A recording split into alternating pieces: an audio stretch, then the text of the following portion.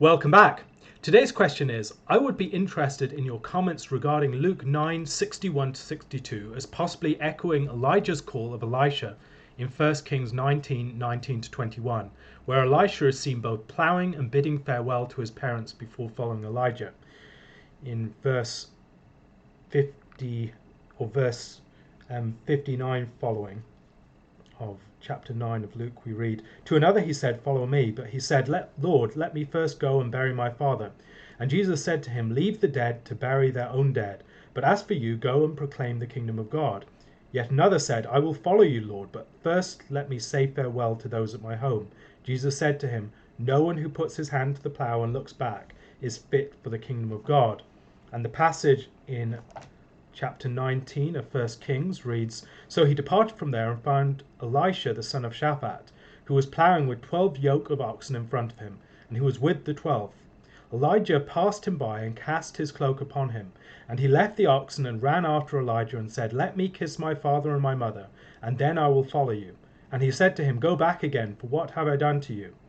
And he returned from following him and took the yoke of oxen and sacrificed them and boiled their flesh with the yokes of oxen and gave it to the people, and they ate. Then he arose and went after Elijah and assisted him." I think we are supposed to read these things alongside each other, not least because throughout the Gospels, not perhaps especially Luke, we see the story of Elijah and Elisha playing very consistently in the background.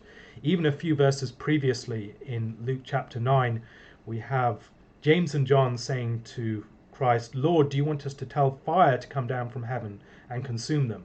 But he turned and rebuked them, and they went on to another village. That is calling back to chapter 1 of 2 Kings. Previously, you have the encounter with Elijah on the Mount of Transfiguration in that chapter again, and in other Gospels account, you have the discussion immediately following concerning John the Baptist, who is the Elijah that was to come. Previously, even going back further, you have John the Baptist, others say Elijah, and others that one of the prophets of old has risen. So Jesus being compared to Elijah there. The feeding of the 5,000, that's compared to the ministry of Elisha. And again, you have Herod hearing about the work of Christ, wondering whether John has been raised from the dead. Some think that Elijah has appeared. So Elijah's name is coming up again and again within these verses. And I don't think that's an accident. Elsewhere we'll see Jesus goes into the wilderness for 40 days. Elijah goes into the wilderness for 40 days. Elijah is someone who is a paradigm for Jesus' ministry, as is Elisha. At the beginning in his sermon in Nazareth, Jesus talks about the ministries of two people, Elijah, who went to the widow of Zarephath, and Elisha, who ministered to Naaman the Syrian.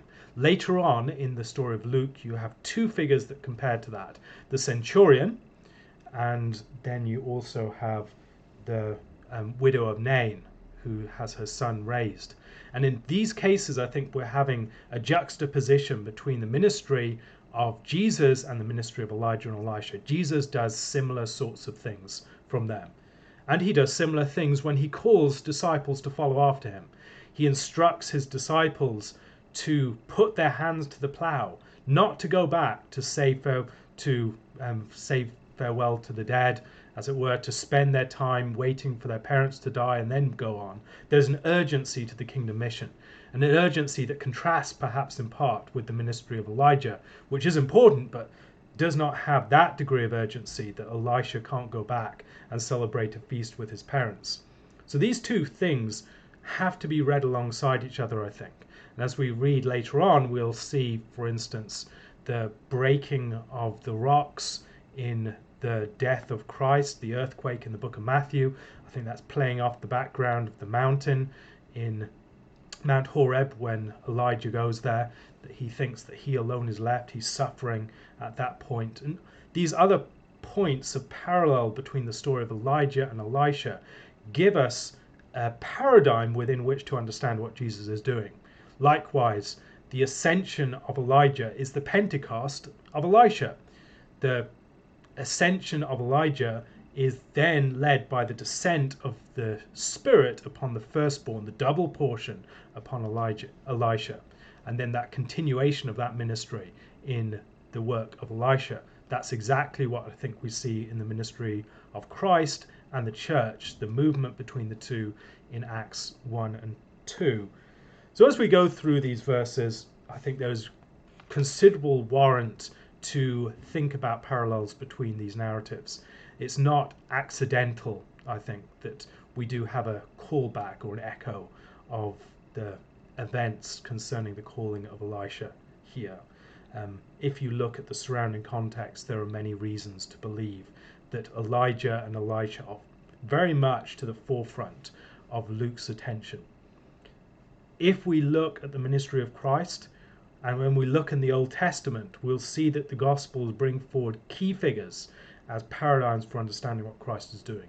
Moses, Elijah and Elisha, David, and at certain points maybe Joseph, or maybe very much a secondary figure, people like Samson and Ezekiel I've mentioned, and Jeremiah. All of these people are paradigms for understanding what Christ is doing.